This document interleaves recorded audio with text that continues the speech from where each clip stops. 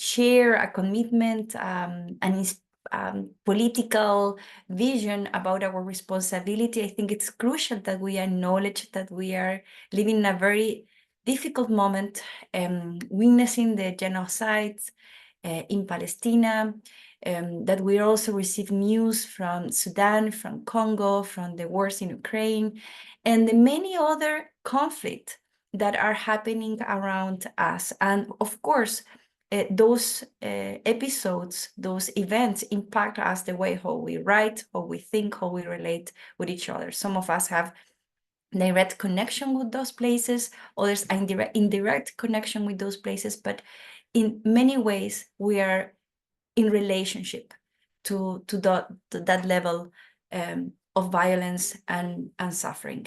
So after having said that, I retake the invitation for the first question, and you, Julianne, and would you mind to just help me, send me the reminder of the first question, because I don't have it ahead. At least one of the speakers, Papika, Mirta, or Sonia, have it with them at front.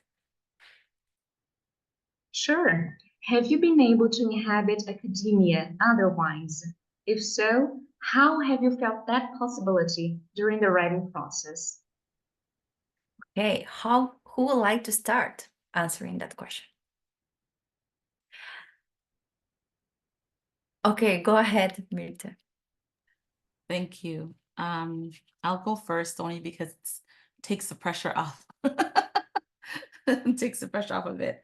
Again, very happy to be here. And I just want to say that, oops. Oh, am I here? Okay. I just want to say, I just saw my screen only for a second. So I thought, where did everybody go? But everybody's still here. Great. I just want to say that I'm hoping that what this will offer is sort of an invitation to gather more, whether it's, like this, or whether it's through our work. So to me, like whatever I'm sharing is not an answer, but it's more of an invitation for further thinking together. So for me, I've had a lot of experiences being forced to inhabit academia differently because of what brought me here. So what brought me here are my ancestors. I'm from the island of Dominica, which is also called Waitikabuli, which is in the more southern part of the Caribbean. And I come from a long line of artists and storytellers in particular. So on my father's side, my great grandmother is the one who inherited that storytelling role and would have passed it along if I had still lived there. And it was in the last few years that I discovered that I had this role to reclaim. And so that is how I approach academic work and research. I approach it as part of the legacy that I need to continue in storytelling. And that makes it very difficult because some of the elements that I try to really hold on to are some of the values that come from the storytelling tradition, which is a value of transtemporality versus futurity.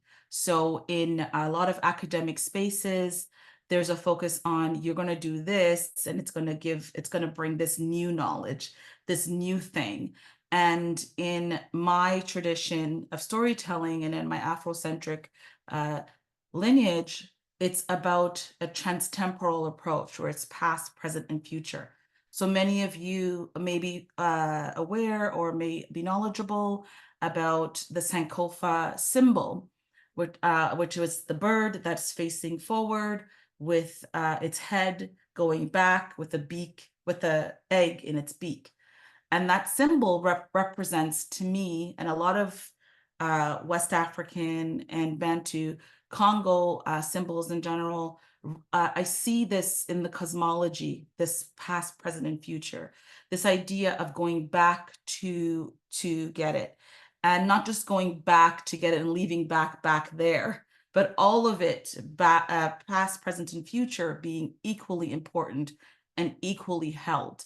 And so when I think of storytelling, there's also this element of storytelling where one West African scholar put it by saying that, you know, stories are this indigenous technology where you use it to boost the imagination of the whoever is listening to the story, so they can see more and learn more about their present situation, and then they can also be able to access knowledge from the past to help them in being able to reimagine the future. Again, you see this transtemporal focus, and this is what I bring to academic work, and but the problem that I encounter is that a lot of academic work, because it's futurity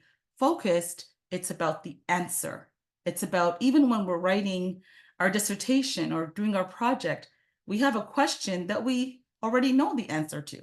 And the project is not about the unknown. The project is about what they're not going to take the risk on us and say, well, you know what, we're going to let you, we're going to take a chance here and see if, right, what you come up with. No, everything that I write has to show and has to point to the answer to my question and my research, which is problematic for me as an artist. It's problematic for me as a storyteller, because the tradition of storytelling that I come from, it's about this idea of boosting people's imagination so they can come up with what they need to. And it's about being an artist. For me, it's also about that idea of boosting my imagination, but also providing others with that opportunity so then they can go on their own journey. What that journey needs to be is not up to me. So this knowability issue comes up a lot, where, you know, frequently I'll have my committee will ask me, this needs to point back to this question. Your methods, your this need to show that you're going to find the answer to this question, right? And my thing is, no, my methods are about providing people with a journey, and they will provide the answers that if they have answers, because the storytelling tradition of Quick Quack is about using proverbs. So when you use a proverbs, it's not really about the answer. It's about getting people to think about their present day situation, getting them to think about things in maybe a way they haven't, so they can go on a journey. And I think my time is like wrapped up for this. I was thinking, how am I going to talk for 5 minutes? But anyway, it happened. You did quite well. I Thank did. you, So, thank you, thank you. just to wrap it up, it's this whole, which I'll talk about a little bit more in the other questions, this whole idea of knowability and futurity being such a focus in academic work. It is a barrier for people like me who work with ancestral knowledge and indigenous knowledge and storytelling. Thank you so much for letting me share that. Thank you. And now I invite either Sonia or Babika to take the mic. Sonia. Thank you. Can everybody hear me? So I'm coming to you today. I live 15 minutes from Lake Ontario, one of the Great Lakes, which you can see in the picture behind me, which is Haudenosaunee territory. And but I didn't know that until recently. As you can see, I'm a white person. I actually have like I inhabit coloniality on all levels. I think I'm on my dad's side 8th generation European settler to Canada. On my mom's side, I think 4th generation. So I appreciate learning from and with Myrtle because we're in the same program at York University, and we collaborate a lot together. You can see the article that we authored, we co-authored, so that was a collaboration. And my experience, you know, Myrtle talks about our long history of tradition and ancestral knowledge. For me, I have the opposite. I have a long tradition of colonial stories only. because my ancestral knowledge was, all of my ancestors preferred to let go of that, their ancestral knowledge and language, in order to inhabit whiteness and participate in the colonial project because it benefited us. So I don't believe that I'm inhabiting academia otherwise. I think it's more like I'm really trying hard to be otherwise, but within academia. So I am a PhD student in a colonial institution, right? And that's so that's like, I can't get away. That's what I'm doing. I intend to earn a PhD from this institution.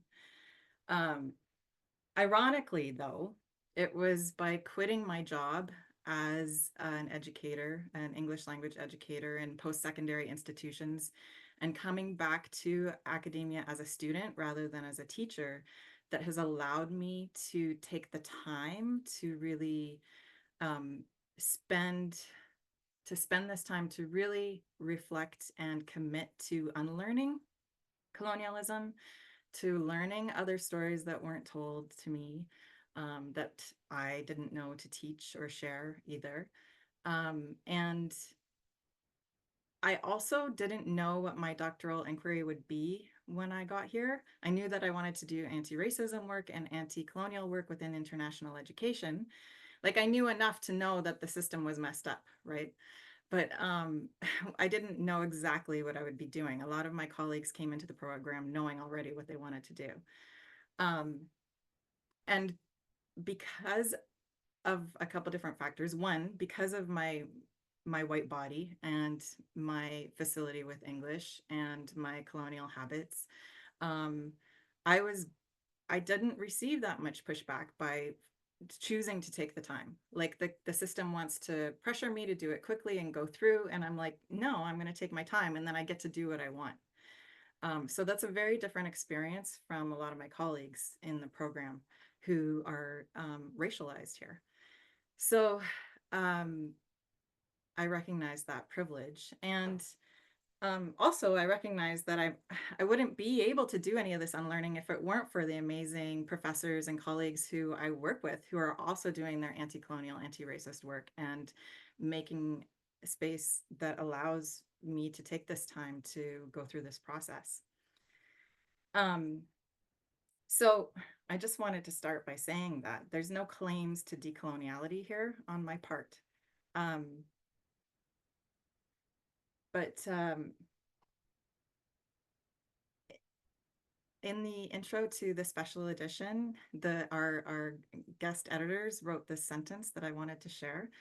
It's in the field of decolonial studies, the discussion of how to undo the effects of coloniality is heterogeneous by nature, because any decolonial attempt is always localized and intrinsically associated with the locus of enunciation of those who engage in these projects, end quote. So to me, that's really important because for me, it was about understanding this land where I am, this land that birthed me, this land whose water sustains me, the water you see right in the picture behind me and the Great Lakes. So my doctoral inquiry has become extremely local, even while I focus on international education. And it's about the international part of my project is about nation, not nation state. And I collaborate with a Haudenosaunee woman of the Mohawk Nation. She's a Ganyangeha teacher, a Mohawk language teacher. And together we created an international education event on the shore of Lake Ontario, where we're considering the connections between language and water and international education, and what happens when we prioritize Haudenosaunee teachings and when we prioritize the water language connection. What can happen in international education when we start from that point? And that can, for somebody like me, that can only really be possible in relationship and collaboration. So when I look over here, it's because I have another screen and I'm looking at my notes. I'm not ignoring you. To answer your second question about how have I felt the Sonia, possibility? sorry, I don't want to Sorry, interrupt the you. first, I Ah, mean, yeah, okay. the second part of the first question. Okay, go How ahead. have I felt the possibility of inhabiting academia otherwise in writing? That similarly is through relationships. So it's only been in collaborative writing, like this project with Myrtle, writing this article, that I've felt that possibility of not completely giving over to colonialism within this ridiculous industry of publishing. So together we negotiated, our different writing processes and the different ways of being in writing. Together we negotiated how to respond to reviewer two, we negotiated how to address their questions that we found very colonial questions. But then in the end, through that conversation and dialogue together, we were able to unlearn and relearn and grow and think about how to explain ourselves. So, and also working with Myrtle, I learned about her, her embodied ethics of care framework and how that could be situated within an international education context. And actually learning with Myrtle has changed me forever in all the best ways. And I would not have been able to conceive of the water-based learning Ganyangeha project if I hadn't first written this article with Myrtle. So that's the answer. Thank you, Sonia. Thank you so much. Love seeing that collaboration and that mutual learning process. Bhavika, it's your turn. Sure. Hello, everyone. My name is Bhavika Sikka. I am a doctoral student at Old Dominion University in Norfolk, Virginia. And I'm originally from India, from the city of Calcutta, which used to be the colonial erstwhile capital. So I just want to say that I have internalized coloniality and whiteness in many different ways. I speak 3 different languages, but English is my quote unquote mother tongue. So for me, writing in English feels natural because because I went to a school that was steeped in colonial legacy. It was founded by a French general in Calcutta. So it's very hard for me to imagine even language otherwise. But the way in which I try to write in a way that is also critical of the power inherent in writing is to take back English. I don't think I want to give up English and speak in Hindi, which is my my second language, but how do we reclaim English and make it our own? That's one way I look at writing in English, thinking in English. Here in the US, I am a settler in many ways. So whenever the conversations about people of color and solidarity, I make it a point to bring up intersectionality and also the privilege that many immigrants coming here from upper caste backgrounds carry with them. I am a Savarna, which means that I am a Brahmin and a Kshatriya. I do not identify as a minoritized caste. And I know the idea of caste is not discussed much in internationalization here in the US. So another way in which I try to broaden conversations about decoloniality is to think about ways in which oppression functions in contexts that are non-Western. For me, South Asian politics is very interesting to understand how whiteness parallels many other forms of hegemony. Like in India, Hindutva is one of the ways in which local languages and ways of thinking are being eradicated. So for me, decoloniality is not just about confronting whiteness in the West. It's also confronting ways in which Hindu hegemony can eradicate other epistemologies in other contexts. And it's very difficult for me because I'm a Hindu. How do I go back to a past that in many ways doesn't exist? And even if I try to go back to that, that has been reappropriated by the ruling class in India to oppress others. So how do you do that in a way that is not oppressive? So it's walking a very fine line, and it's very challenging. But just to be aware of everything that's happening in the world can make us more critical, and just being more honest about confronting these realities. How do I inhabit the otherwise in academia? Unfortunately, as you know, we were talking about, academia is becoming more and more neoliberalized. So it's very difficult to even imagine what academia otherwise would look like, because for that we have to imagine a world that doesn't exist, may not exist, could, but we have to start first by thinking about what that would look like. And I don't know, but I think changing it from within the system, just trying to see if there's any possibility to fight against the logics that sometimes don't make sense. Critical work has become highly co-opted in the academy. So how do we be critical scholars without, just commodifying our own critical scholarship? So I have more questions than answers, but I feel like there are moments of rupture in the neoliberal academy. And just to work, I don't do normative scholarship because I think it's counterproductive. And when I say productive, I don't mean it in the neoliberal sense. I don't want to define productivity in the ways in which it is being defined currently. So just kind of rethinking productivity is one of the ways in which I think otherwise. I can give an example. I'm trying to be vegan. I'm anti-speciesist, and I'm trying to do vegan scholarship, but it's not recognized or considered worthwhile in academia. So I tied to feminists, I tied to gender, race, and other decolonial ways of thinking in a way to show the parallels between these. But at the same time, I don't want to have to prove the worth of something in a way that academia defines something of having worth. So just doing something that I feel is meaningful, even if it's not going to get me a publication, is one of the ways that I try to inhabit academia otherwise. Another way in which I'm trying to kind of push back against the ways in which we're being subjectified in the academy is to center Global South work in my own dissertation. So I'm using Ambedkar's work, specifically his ideas about caste, and using that as a lens to look at racism in the US. And this was a very foreign concept to my advisors and everyone else. So just making them understand that, that there are other ways of thinking, other ways of doing research, other scholars out there who may not be so highly cited in the US, but they still have very important things to say.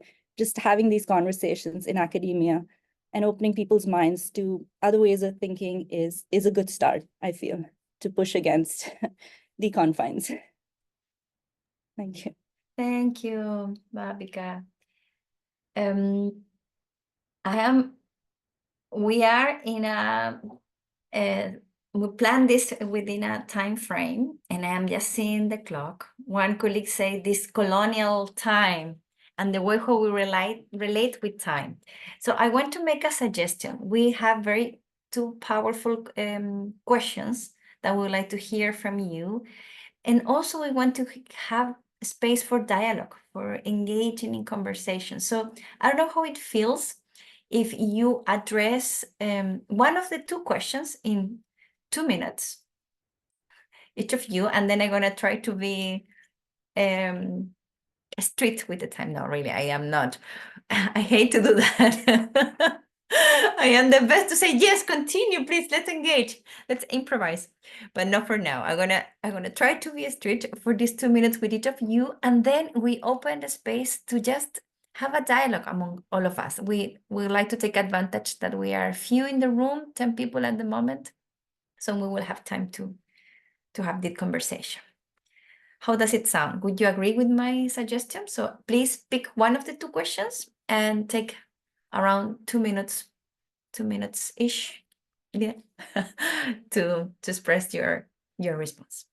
So I repeat these two questions. And this question, please, Emily, Fatima, Jenny, Nayara, Manjira, you are also invited to take it in. How do you face coloniality in the spaces where you inhabit, such as your own academic department, your research networks within you. Beyond the academic definition about the meanings of decoloniality, how do you understand, experience, and perceive those spaces where decoloniality manifests? Who would like to start? I can go first again. Okay, go ahead. Okay. The pressure off. Yes, I'm really happy you actually chose this this option, because the last question, because I guess you can say, because I focus on Indigenous Afrocentric or Indigenous African thought, yes, of course I'm going to bump into coloniality, decoloniality and all of that, but it's not really my focus, right? So I was like, I don't really know, but it's funny, a lot of my colleagues who are here right now, that is their area of expertise and focus. And so I hear about it a lot. I'm immersed in it a lot through them, but it's really not a place I feel totally comfortable speaking from. But I do feel totally comfortable speaking with your question number 2 about how do I face it in the spaces that I inhabit. So one thing I think I touched on prior in my first answer about this knowability value that academia has. And I'm not saying it's not about not knowing, like we don't need to know anything. That's totally not what it is I'm saying. But I'm looking at, as an artist, as a transtemporal collaborator. So that means I'm collaborating with my ancestors. I'm collaborating with people who are here, people who are yet to be. So that kind of makes things a little bit different for me in terms of knowability. But one thing that I do really enjoy focusing on is the use of opacity as an aesthetic in Black life. And Catherine McKittrick, a Canadian scholar, talks about opacity a lot. So it's this idea that we can, and I see this in art a lot, I see this in writing a lot. So the style of writing I really like is when you are adding multiple layers upon layers of things. And what comes through for people is sort of a locating practice where they find that place of connection. I'm not telling people where to connect with my writing. So in the article that Sonia and I wrote, we didn't want to tell people what to do. We didn't want to give a script. This is how you do this with international education. We wanted to invite people into a conversation. And so I look at the challenge that I face in my academic work is that academic work is about a destination rather than an invitation. And I'm very much invitation focused, and using the aesthetic of opacity allows me to do that. But the academic community does not like it because it's not transparent enough, right? But whereas, if you think about my idea, my lineage as a storyteller who does, sort of proverb style storytelling, where I'm not really looking for the answer. I'm inviting you to look for your answer. I'm inviting you to look for your way.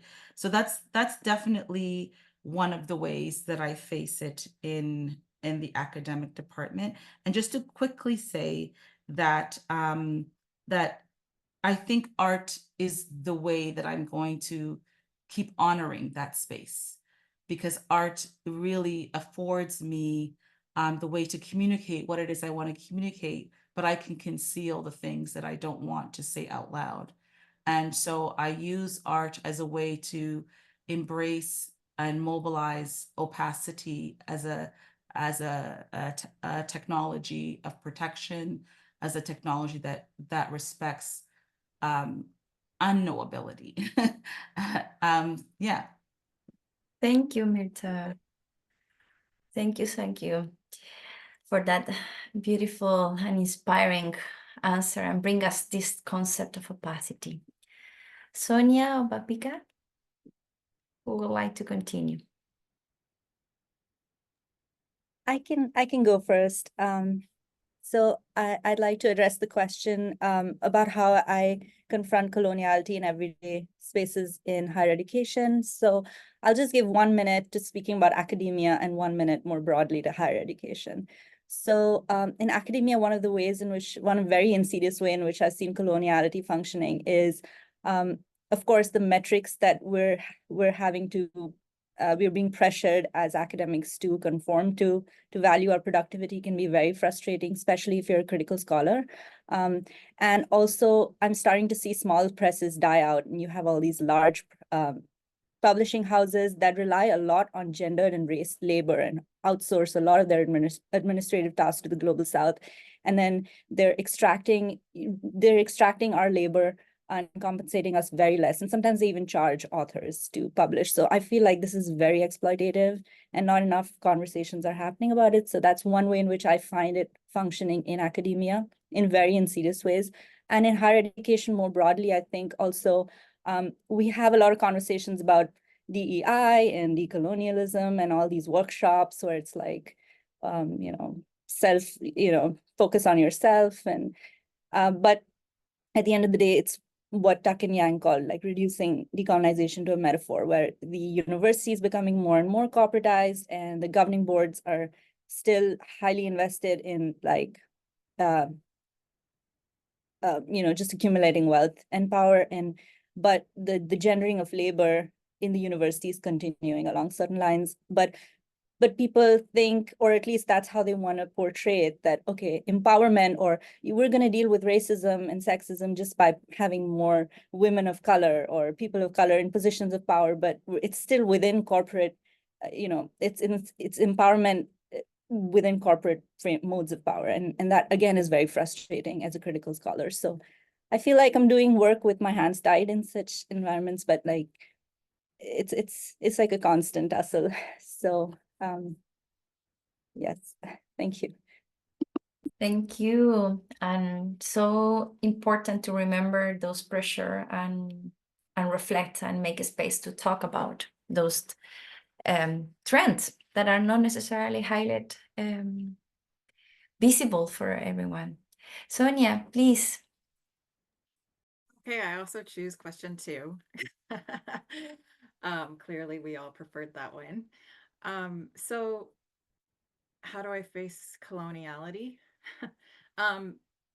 Basically, it's by taking everything I learned and turning it upside down.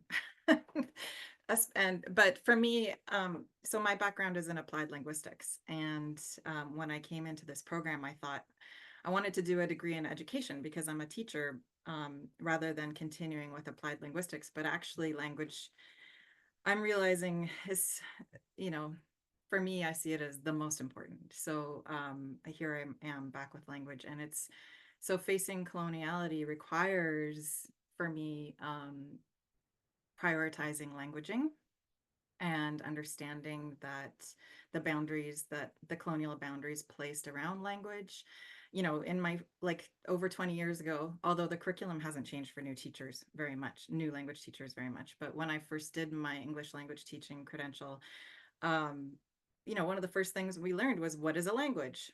And we were taught that it's a human thing.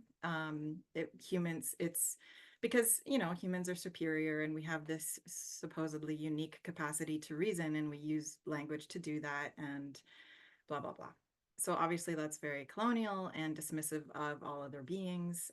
And so opening towards languaging requires opening towards languaging for everyone, not like all types of Englishes, all types of languages, all types of communicating, but including all our relations beyond human.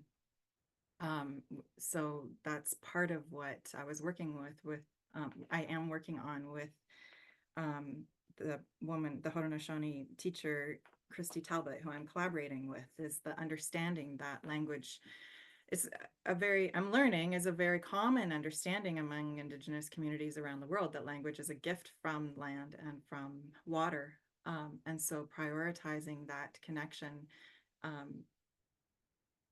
creates or provides space for seeing our oppressive ways in a different way.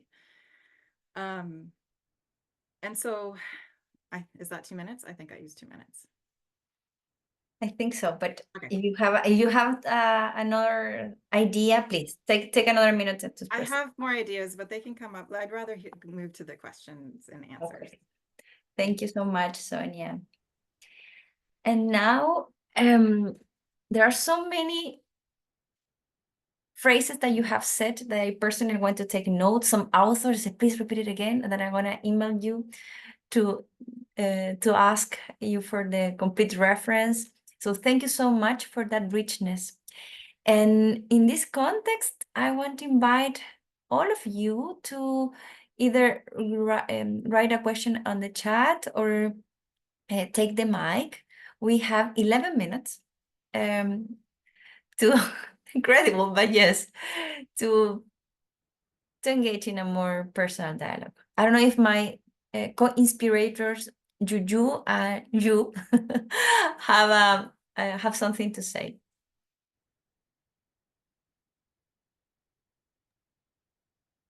I would like to say something, but let me see if we have do we have questions already or comments from other people?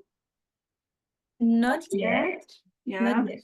No, I just wanted to comment that thank you so much for the three of you who shared ideas and your experience and your thoughts, because it's very meaningful to see how you speak from the heart, you know, like you're speaking from your experience, from your life. And this is very much connected to the ideas that Roxana, Giuliani, and I have been talking about decoloniality, that it's not a work that we can teach someone to do. It's not something that we can just transmit to other people, but it's really connected to our hearts. It's really connected to the things that are part of ourselves.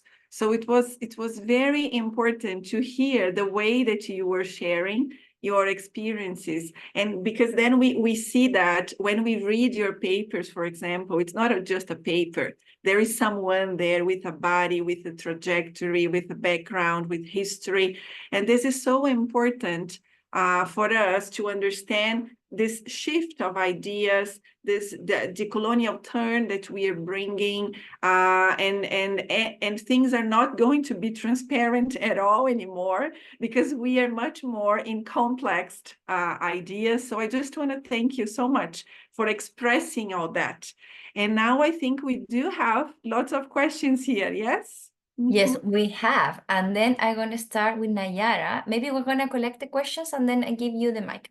Nayara said, if it's possible, I would like to hear a bit about the negotiation process with the journal. That is a question for all of you. The Munjira, am I pronouncing correctly your name, Munjira? Yes, Manjira. Manjira. Manjira, would you like to say your question aloud? Oh, okay, sure. How do you feel, where am I? Oh, how do you feel the Canadian context applies to decoloniality? Thank you, Manjira.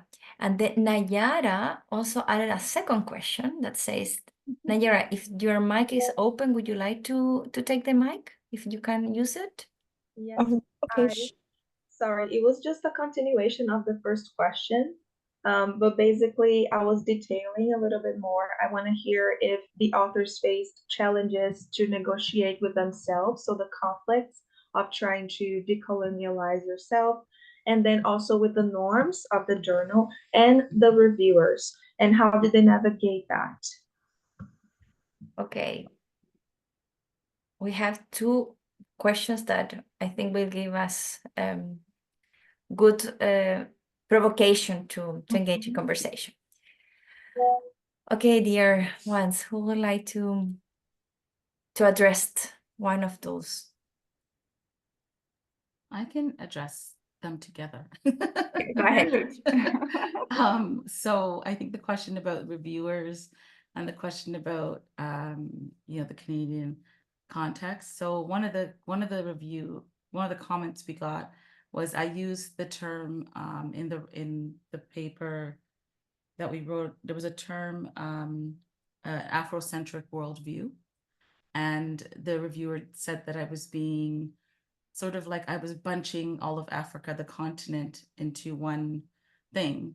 And I kind of, Sonia and I really had like some really rich discussions about that and how to approach it. Do we want to change the language? Do we want to, like, we really had like, I remember like I was driving at one point, we're like getting into this like, a long conversation about it.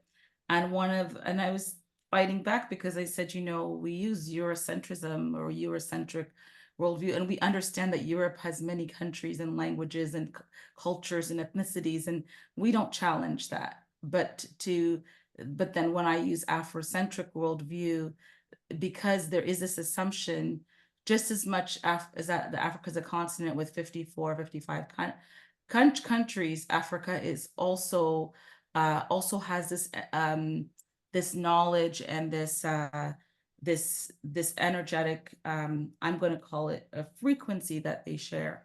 That's not necessarily, it's like that value, this Afrocentric value comes back down to it about the individual and community being equally seen and visible, but being equally valued, right? That's lost a lot when we talk about African studies or thought or anything like that.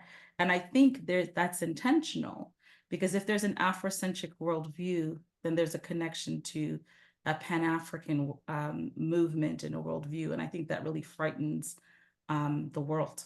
I think the world does not want Africa to be united. It's to the benefit of the world that Africa stays small, even though it's quite large.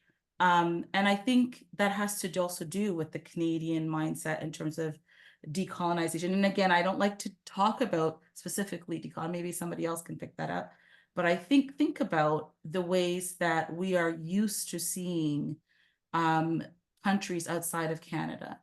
Canada is a big physical country, but Canada itself is very small.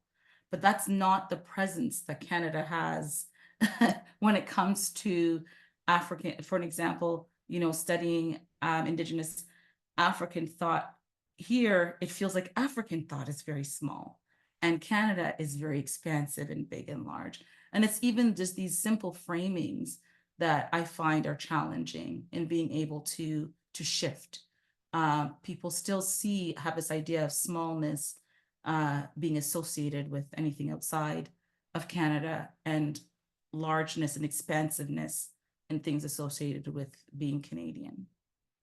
And even openness, that's another value Canada likes to hold on to, which is false. Anyway, sorry, I won't go on a tangent. Thank you.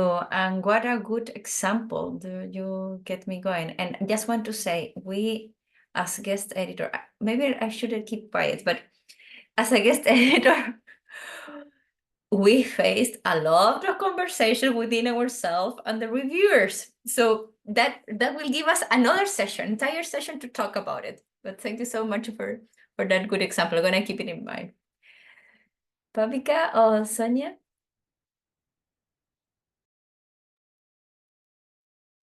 I think, sorry, I just wanted to jump in and speak about Canada. I don't know much about Canada, and I know a lot of, I know that decolonization studies there often focuses on, indigenous, centering indigenous ways of thought, which I think that momentum should keep going. But I also know, as an Indian, a lot of our politics are fought in proxy in Canada when it comes to Hindutva, and how Khalistanis are considered terrorists. And so for me, decolonization is not just about whiteness. It's trying to dismantle any form of hegemony. So whenever I read about things like that happening in Canada, I'm trying to use a decolonial framework to deconstruct what's happening there. So just to kind of broaden the ways in which we define and what comes under the ambit of decolonization. I think that should apply in Canada too.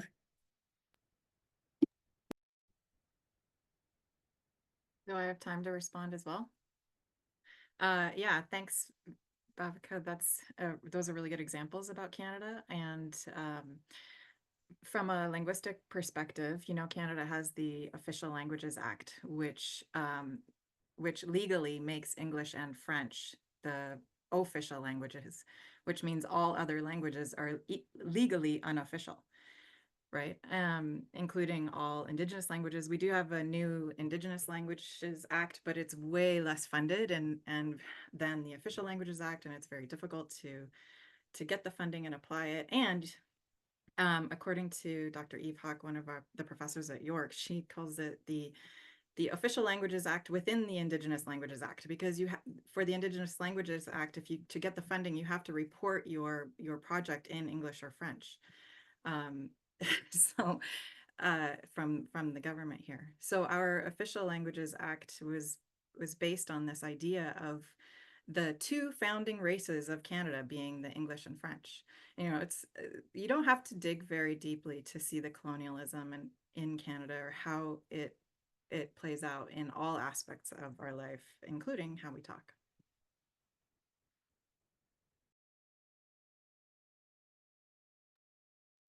Thank you for those answers. If there is any additional comment, we can give us permission to stay a little bit more time. I think there is a Manjira, please. Yeah, one of the frustrations that I've had in talking about decoloniality within a Canadian context is that there isn't a global consciousness. Like, Canadians are very insular and focused on domestic issues, if at all. And that's a pretty big if. So when things happen in the world, like even with Israel and Palestine, so we have all these huge groups of academics, in the sciences, in business, in every area, right? In the maths area, we have all these groups of academics, but they're at a loss because they've never thought about stuff outside in the real world, right? So whenever anything happens that does vaguely come on the news, it's kind of like a shock. It's like a jolt for them, because suddenly they're like in this vertigo of they don't know anything, but they're academics. So the kids come to class and they don't know what to do. Sorry, I don't mean to say kids. The undergrads, I apologize. The undergrads come to class and they want to talk about it, right? So they're coming with their kafia, they're coming with their yarmulke, and it's very difficult for academics to respond to that because there simply isn't that same global consciousness that you might find. Like, the Americans are very global, but for better or for worse, the Americans have a global consciousness. They're important in the world, and especially among academics, they tend to have more global consciousness, I would say. But here in Canada, that there's like a dearth of lack of consciousness. So people simply don't know what to do or what to say when these things happen.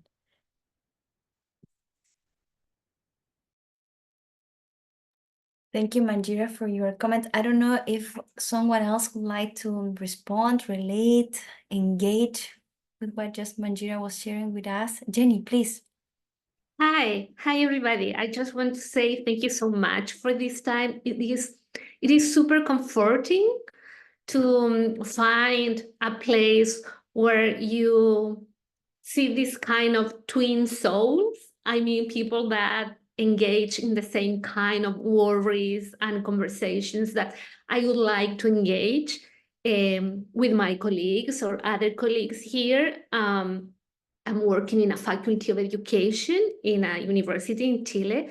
And to me, it is super, super concerning that there is a lack of critical thinking and critical theory in the way we teach our future teachers about things, and the way we discuss about things here in this university particularly, and in the Chilean higher education and teacher education system. There is a lack of criticality about what and why things are going on. So it's super difficult to find colleagues because of time, the coloniality of time, and we are super, we don't have enough time to talk about these things. Sometimes we distrust each other, like, okay, I can't talk about this because this is a bit too risky for me, so to find a place where I can listen to other people who are sharing the same concerns as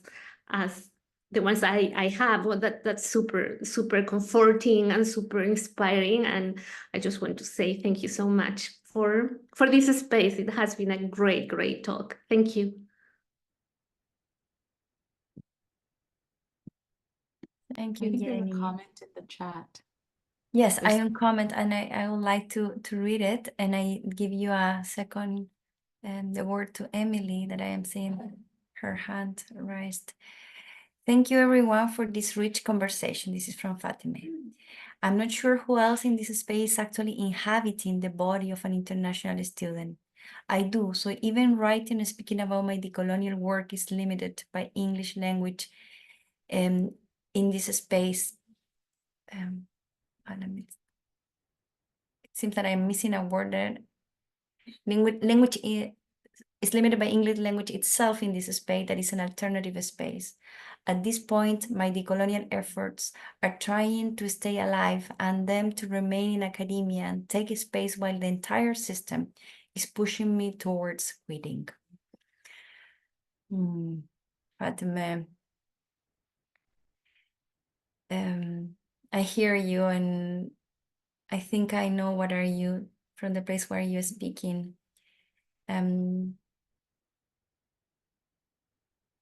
I wish I had the wise words to say that it's so important, the work that you are doing, and that is that you can reach out, and at least in my case the doors are open if I can support in any way. Here I am, here we are.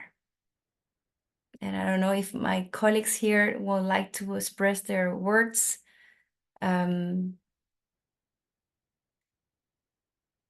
Yes, for sure.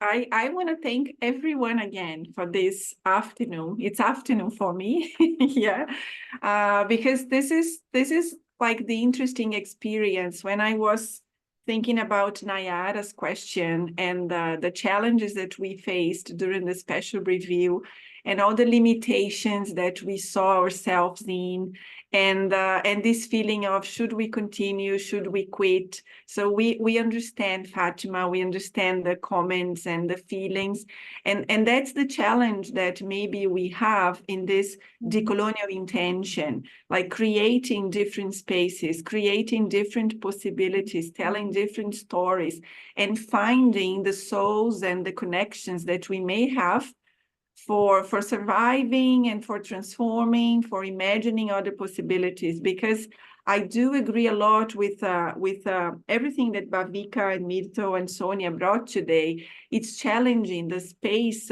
is really constrained. It's institutional, the power relations. So it is challenging. The only thing that we can do is to be together, to find different ways to collaborate. And maybe this is also a learning from the decolonial studies that we may take with us. But I'll thank you all again for being here, for the comments, for the questions. It's been lovely to hear you all. Yes, yeah. Thank you. Thank you. Thank you. Thank you. And that's all I wanted to say as well, is just thank you to all for a really thoughtful discussion. And I really enjoyed it. And if I could say, as an American, I see a lot of the decolonizing stuff coming out of Canada. So I'm very, I really enjoy that. So this has been a really good talk. Thank you. Thank you, everyone. I think we have arrived to the end of our session. I want to express my sincere gratitude to all of you, in particular to our speakers and contributors to this special issue, Babika, Sonia, Mirta, for the space, for your thoughts, for your provocations, and for bringing your entire self to this space. And we keep going. And I must say that listening to you, it also gives a space to re-engage with that decolonial intention. And as one colleague says, we have three possibilities when we are doing this work, or at least three levels. We first interrogate, we then help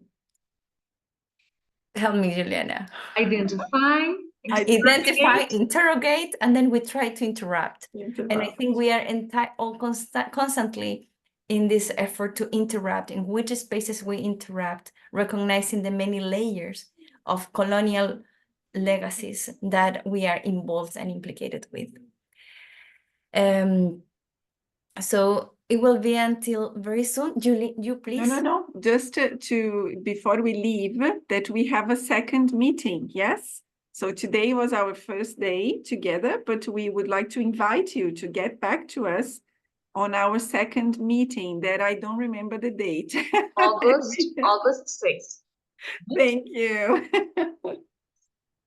I also would like to thank all of you, Rox, 30 seconds, right? To thank all of you for saying yes to this invitation, and not only to the invitation of presenting an academic work, but a yes to being vulnerable, to being here, to sharing everything that you have thought and the work that you've been doing, and recognizing the colonizer and the colonized beings that we are, right? And also to think that this work is collective. I cannot repeat this enough, right? We can do many things. Sometimes we have more space, sometimes we have no space at all, but we can only do things collaboratively with people. And this is why I love being here with you. And I thank you all, because only by doing this, I think we can try, to do something different. So thank you.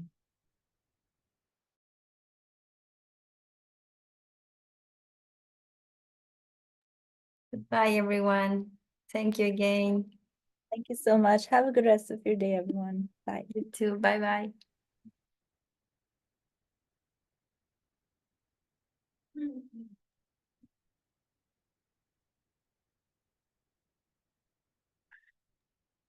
We did it. Let me stop the recording.